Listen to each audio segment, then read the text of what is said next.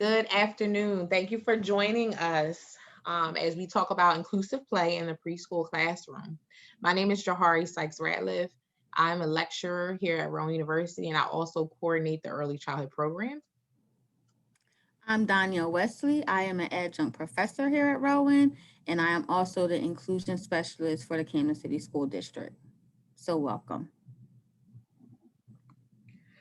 So when we see this image, it's a bridge, right? Um, when you think about the children in your classroom, you, as an inclusive classroom, have children that are typically developed and children with exceptional needs. In order to make sure that all of the children are interacting with one another, it's important that you build a bridge, right? So what bricks are you laying? What metal poles are you putting in? All of this to make a strong bridge that is going to help children to see themselves in one another and interact with each other in a play-based situation. We know in early childhood, the best way that children learn is through play. Play is my job. That's what, as a preschool teacher, I will always say that to my parents when they're like, oh, why aren't they doing this? Why aren't they doing that? I say, play is their job. That is what children do, and they do it well. And so how are we embedding learning experiences in play? And most importantly, ensuring that these play activities are created in a way where children that are typically developing and children that have exceptional needs are interacting with one another and learning from one another. So before we get into this, we want to do a quick poll. So please respond to these questions that will pop up in a second. And then we're going to just quickly look at them and move on. Okay, so thank you for your participation. So the main question is, how do we include children? And we can't really talk about this successfully without talking about UDL, or the Universal Design for Learning. I'm hoping that many of you got a chance to attend this session earlier, so I won't spend a lot of time on it. But the three main points of UDL is making sure children have access, making sure they participate, and make sure you are following their progress. And with UDL, this can be used for any child, not just students with disabilities, or for what Johari and I like to say is students with exceptional abilities. We try to take the negative connotation away from the word disability. We have to consider the design and makeup of classrooms for students who have language barriers, who have different ethnic backgrounds, who may be living in poverty. So we don't want to just get caught on the fact of thinking that this is just something that we only use for students with deficits. It's for all children. This learning design suggests that instead of creating a curriculum and then adapting it to meet the needs of individual children in a program, it's better to start with an instructional design that provides learners with a variety of ways to access and process information and demonstrate what they have learned. We want to break barriers to making learning accessible for all children. So we have to first look at the access. Can students access materials in your classroom? Can they even get into the classroom? Is there enough space? If I had a child with a wheelchair, can they push themselves through it? Can they walk into areas without bumping into it? So you have to look at, I know as teachers, we tend to be hoarders. So we have a lot of junk. We got to make sure that we have clear pathways for students to move around independently. We have to make sure materials are on eye level. So all this has to do with, just the materials being accessible. If a child may want to read a book, but might have problems turning the pages, put paper clips at the end of them. So that way they could grab the paper clip and turn it. It's just simple tools like this that makes it accessible. Another area we talk about is participation. Encourage children without exceptional abilities to interact with those who do have them. Students should be active. Make sure you are not removing them from standard routines. This is one of the reasons why we push for related services to be inside the classroom and not to be outside the classroom, right? You can see what's being taught in their sessions, and the related therapists can see what they actually need or what skills they need to be successful in the classroom. It offers students more opportunities for practice and more realistic goals. So encourage your therapist, if you have any, to work inside of your classroom with the students. You also want to make sure that students with exceptional abilities are a part of the daily routines. If cleaning up, passing out materials or jobs, make sure they're able to do it as well. One might need a little bit hand on hand, hand over assistance. You may have to change if they're practicing pouring liquid, you might have to change the type of picture so that they can pour it more easily or don't fill it up as much. All these are just simple ways to modify to make sure they feel included. Then we talk about progress. We want to make sure we look at general education and special education like a road trip, right? We might need to take a more scenic route with our students with exceptional abilities, but nevertheless, they still need to achieve the same goals as your typical developing students. So we want to make sure that we're looking at measuring goals of the IEP, measuring them based on the students' needs. And it should be really true of all children because we know that all children are different and they all learn at their own pace. Another thing is you want to be able to have children demonstrate the knowledge on their own. So whereas you might be able to, have a paper and pencil assessment for one student, is that the color red? They can say yes or no, or maybe they can even write the sentence. For a child who may not be at that level yet, but still knows red, maybe it's just as simple as showing them a picture card of red, right? You still know that they know the color red and able to maybe articulate it to you. The greatest thing you could do for all children is to help them become more independent. Measure of success is also acceptance and independence. So that way in the real world, they'll be able to, interact side by side with all people and, can succeed according to their optimal growth. Yeah, so that really goes along with the research, and research tells us, we've all have heard this before and hopefully have read it, but research tells us that children that are typically developing benefit from being in classroom environments with children that have exceptional needs, and children with exceptional needs benefit from being in the same space as children that are typically developing. When you have children that have exceptional needs in the classroom, they add to the diversity of the classroom. And we know that diversity enriches our lives. You don't want every child to be the same and be able to do the same thing. And you want to have a diversity of needs and abilities in the classroom, because that's how you learn from one another. That's the real world, right? Students that have exceptional needs bring strengths into the classroom. And sadly, sometimes I see folks that focus on the lack that children that have exceptional needs have, like this is what they can't do. But when we focus on their strengths and what they do well, we're able to capitalize on that. Students with exceptional needs help to promote a climate of giving in the classroom. Children that have exceptional needs humanize the educational environment by sending a message to all students that we need to pitch in and help one another in life. Again, this is the greater scheme of things. The world is bigger than the classroom. And so you're imparting this to your children that they are then going to take that and hopefully apply to their life as they grow and develop. When we have high expectations for all children, regardless of ability, when you expect more of them, they rise to the occasion. Children are inspired by the positive performance of their peers. And so when you are pushing them and challenging them to do better and do more, they rise to the occasion.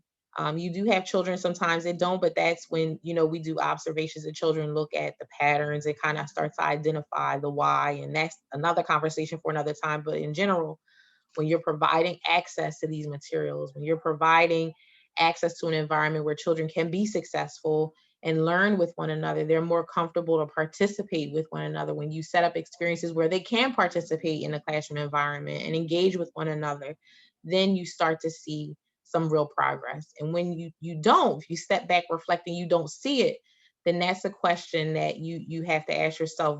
Do I need to look at the skills I'm teaching? Maybe I need to be teaching them in a different way. Are children not motivated enough? So I need to approach it in this way.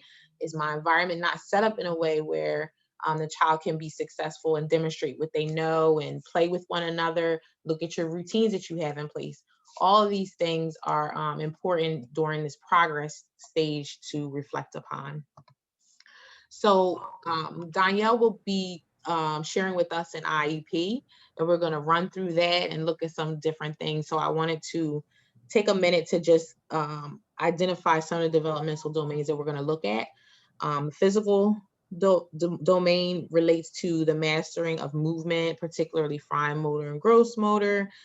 Social development refers to the child's ability to make and maintain relationships with one another. When I look at the social emotional domain, I always like to look at conflict resolution. It's so important at this level to start developing those skills where children are able to problem solve and resolve conflict independently. Danielle goes back to what you were saying about children gaining independence. And so through social emotional opportunities, children are able to do that and many other skills they develop in. Cognitive development relates to the skills pertaining to learning and thinking, children being able to develop the ability to sort objects, and we have organized things by colors and shapes and such. Communicative, so this typically refers to children's skills to understand spoken word and then express themselves verbally. But taking it a step further, it's not just verbal, there's nonverbal communication. So sometimes a child just making eye contact with you is everything. That tells you everything right there. If I nod my head, shake my head no, you know that means yes, and you know that means no.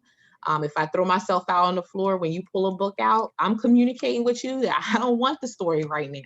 So there are ways in which we communicate, not always verbally, but also in a nonverbal way. And adaptive refers to the skills used for daily living, dressing, eating, toileting, washing, etc. So the IEP, in addition to play, again, play is the cornerstone of teaching and learning in your classroom. Play is the cornerstone of teaching and learning in your classroom. Like if we were all together right now, I'd be like, repeat after me. But seriously, play, that is how children learn.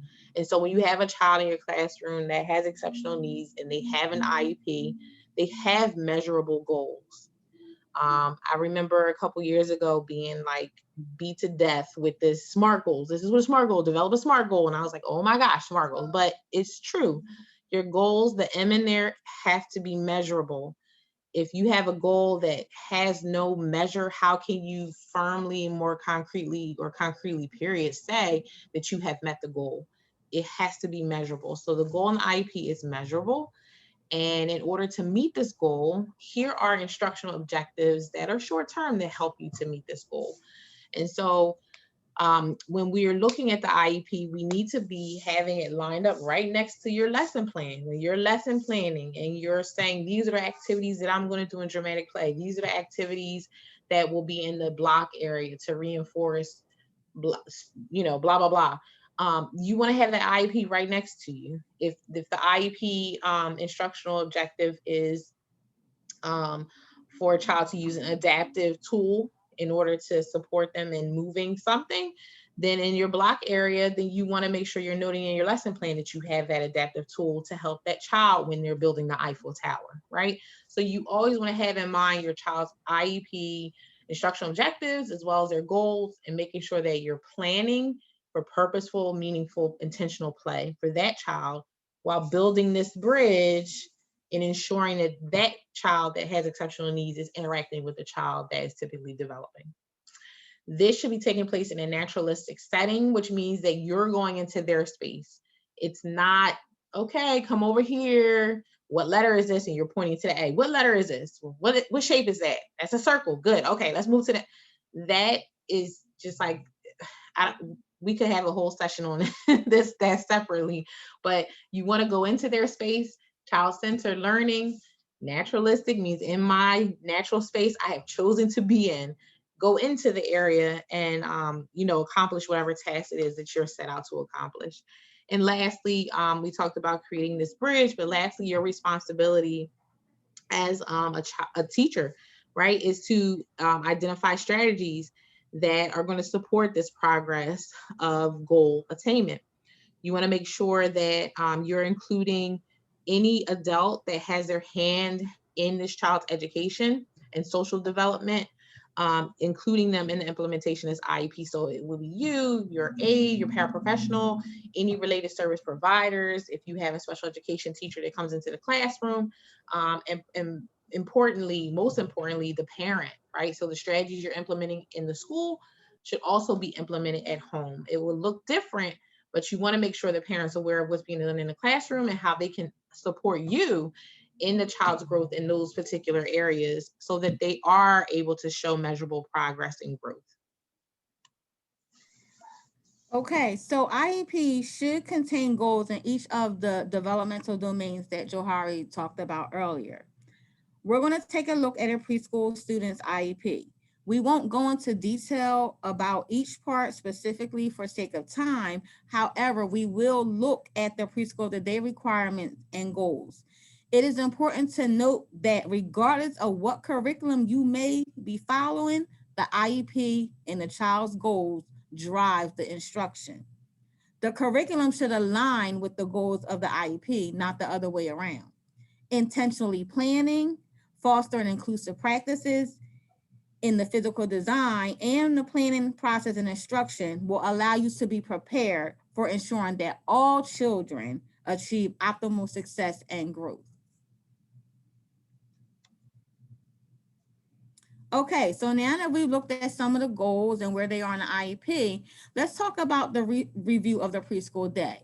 I like this template, and it can be found on the New Jersey Department of Education website.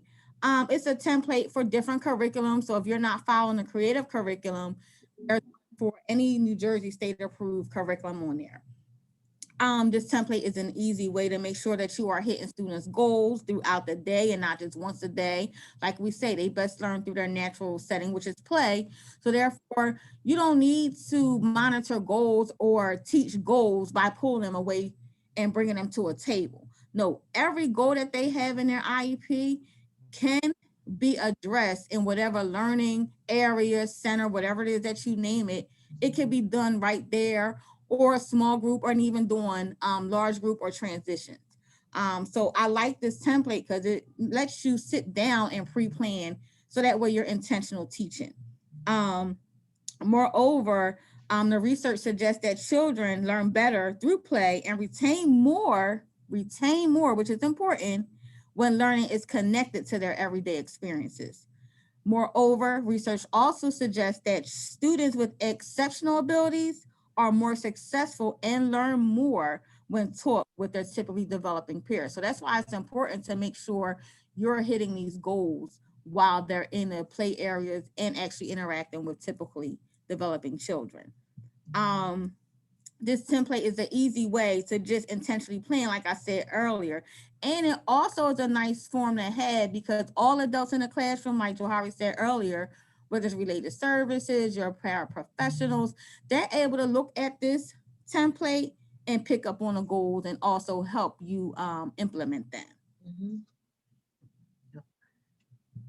So we're going to take a pause here because we want to hear more from you. What are some strategies that you have included or embedded, implemented in your classroom environment that help to build this bridge between children who are typically developing and children that have exceptional needs, particularly through play? We're going to talk about that for a minute, and then we're going to shift into us sharing some strategies, which may be some of the things that we've talked about. But it may be some strategies that you have done yourself, you've heard of, or maybe a strategy that just came to your mind in this conversation. Or if you don't have any strategy, you haven't been doing it yet, it's okay. Just take a note. And as we start the school year next year, after this crazy year we've had, you'll be able to come in renewed and refreshed and with some new ideas and strategies on how to support all of our children, how to encourage interaction with all children from day one. Okay, so like Johari said, we're going to give you some strategies. Why are strategies important? We all need strategies. We all need modifications to get through our environment every day. We all technically have exceptional abilities. For example, I can't see without my glasses. So simple modification, rather than me asking Johari, what that say, is I use my glasses. So I want you to begin to think about ways to help the student be independent. That's the goal of strategies. You know, I get a lot of teachers that say, oh, but it's not fair. What's fair is not always equal. I need my glasses to have 20/20 vision. Am I gaining anything more? No, I'm gaining support to help me be just as successful as somebody who has perfect vision. So some of the strategies that you can simply use is make sure you're just positioning children with disabilities in the midst of their peers. So I get so upset when I walk in a classroom and a child with a wheelchair is at the edge of the group or in the back. No, put them in the middle. It's so if you have a semi-arch, they should be in a semi-arch on the carpet.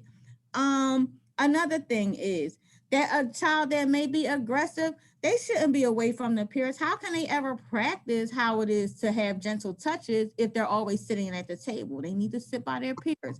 Will that mean that you have to really keep your eye on them? Absolutely. But the only way that they'll learn how to gentle touch or keep their hands to themselves is to actually be put into the position where they can practice doing that. You want to promote authentic friendships.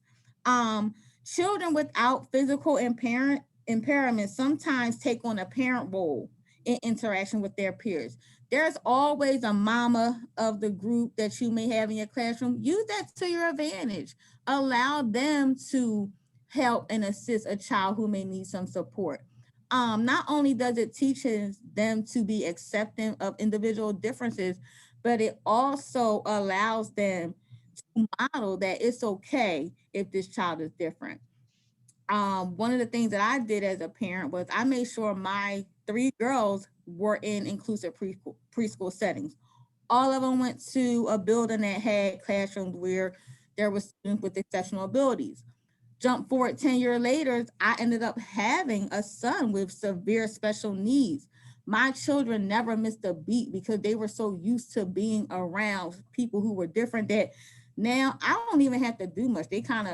They'll help feed him, they'll help dress him. They can even, my oldest can even give him his medication and they're not afraid. A lot of time, children who have never been exposed to children with special disabilities or special needs, they're afraid, they're intimidated. But if they're immersed into their everyday experience, then they accept them. Mm-hmm. Um, Diversity. Diversity. You Yeah. want to also make sure you're helping children find common ground and ways to interact as friends. So that child who may not be verbal, you may teach him to just simply tap on the shoulder or to give eye contact. Like we said, they may not have the language verbally, but their body language will tell it, their facial expressions will show it, and they can even use visual pictures such as a PEC system or a chalkboard to communicate. Just make sure you give them all those tools.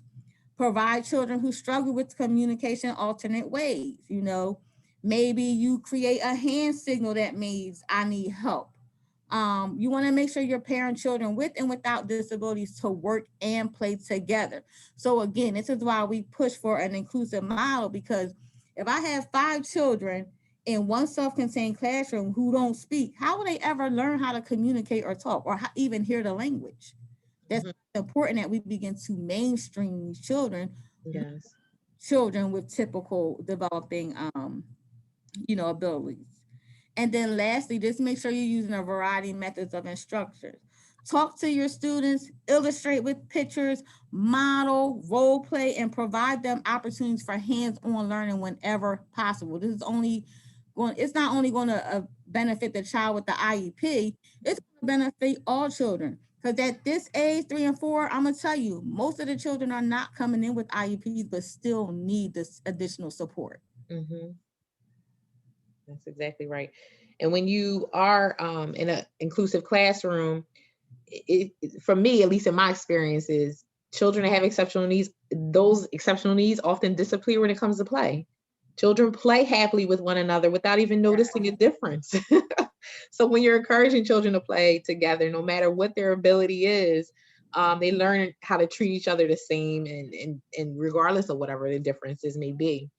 Um, so you want to make sure you're providing developmentally appropriate activities in the classroom, making sure that these activities meet the learning, behavioral, social needs of all children, making sure that you're assisting children with self-help skills and expecting them to help themselves whenever possible. One thing, when I was a classroom teacher, and it was always just easier for me to do like these little things like zip a coat up, or put the kids gloves on for them in cold weather, but that's not supporting them in developing those self-help skills, which go a very long way. So although it may take a lot of time and patience, you want to give children the room to develop those skills so that they're independent, right? Assisting them when necessary, because then they become like Danielle said, the mama of the group. I know how to zip my coat. I can zip his coat. I can zip his coat, for the kid that has a difficulty with fine motor movements, right? So they become the one that's the helper, and they are the ones that are independent and want to help the other children. So it takes a lot off of you as well. You want to make sure that you're communicating frequently with your parents and other early childhood professionals in your school and in the community as well. It's important that parents are a part of everything that goes on in the classroom environment. I think Diane and I often talk about how important it is to make sure parents are included and empowered. That's something, we would love to come back and talk with you about, how to make sure parents are included. Because it's important for them to know what their child is doing, and essentially to be able to incorporate many of these strategies at home. It may look a little different, but it will make your job much easier and help the child to progress even quicker when the strategies and the expectations are seamless from the home to the school. We want to make sure we're treating all children in our classroom with love and respect, and having high expectation for all children. We talked already about how when you set high expectations and high standards, children rise to it regardless of what their ability is. You want to make sure that you are fostering your love for learning. You want to seek out resources for learning more about teaching the various types of learners that you'll encounter. The Early Child Technical Assistance Center websites here, and the Technical Assistance Center for Social Emotional Intervention for Young Children are excellent resources that you could go to pull some information to help you in developing your practice. Also, the Learning Resource Center here, you have many resources, materials, curricular materials as well that are at your fingertips. And so engaging more with the LRC will help you to grow in the areas that you have identified you want to grow more in. Yes. And just remember, the greatest thing that you can do for all children is to help them become more independent. A measure of success is also acceptance. They have to live in the real world, and the real world has to live with them. There are no special lines in Walmart for those with exceptional abilities and those without. At best, I may be able to push a button to open up the doors for me, but once I get inside that store, I gotta wait. So it's important for us to teach these skills now together so that they can know how to live together. And also we want to make sure that kids grow up not having shame, pity, or resentment or prejudice. You can't Yeah. segregate children in a classroom and then expect them to assimilate in the real world. Disabilities are a part of our natural human experience. Mm-hmm. So yeah, just we could just end right there. That's it. But to make sure that inclusive educational practices are successful, you as the educator, me as an educator, Danielle as an educator, we have to be willing to put the time and effort into creating these classroom settings and supporting our peers. So you have your colleagues as well. How can we Yes. support and assist one another to make sure we're creating a space where all children are valued, where all children are able to play with one another, where all children have high expectations, where all children are challenged to learn and Yes. grow, not just academically, but socially, emotionally, which is the foundation of learning, right? Um, Absolutely. yes. So I just charge you to just make sure you're focusing on the strengths of children that have exceptional needs rather than what they can't do. Focus on the strengths. What are the goals? How can I support the learning in my lesson planning and in the play-based activities that I set up? You have to work on developing learning strategies that help your children to succeed academically, behaviorally, socially, and you will do that. And so Danielle and I are going to both drop our emails in the chat box. Please keep in touch with us if you ever have any questions or you have ideas, or you just want to have somebody to bounce some thoughts off of. Please email us. We would love to keep in communication with you. On behalf of the LRC, we thank you for joining. You just being here today says so much about your commitment to Yes. growing in the profession and supporting your children. Continue to keep your eyes open for future workshops and sessions that are offered of interest. And, you know, oftentimes we as early child educators are like, I need more, or there's just not a lot out there. But just email them if you're like, I want to see more. This is an area in early childhood that I would like more training and support in as it relates to inclusive preschool education. And LRC is very responsive in providing you with those resources or connecting you with someone that can assist you. So thank you so much for joining us. Danielle, you Thank want to? you. Yep. Okay.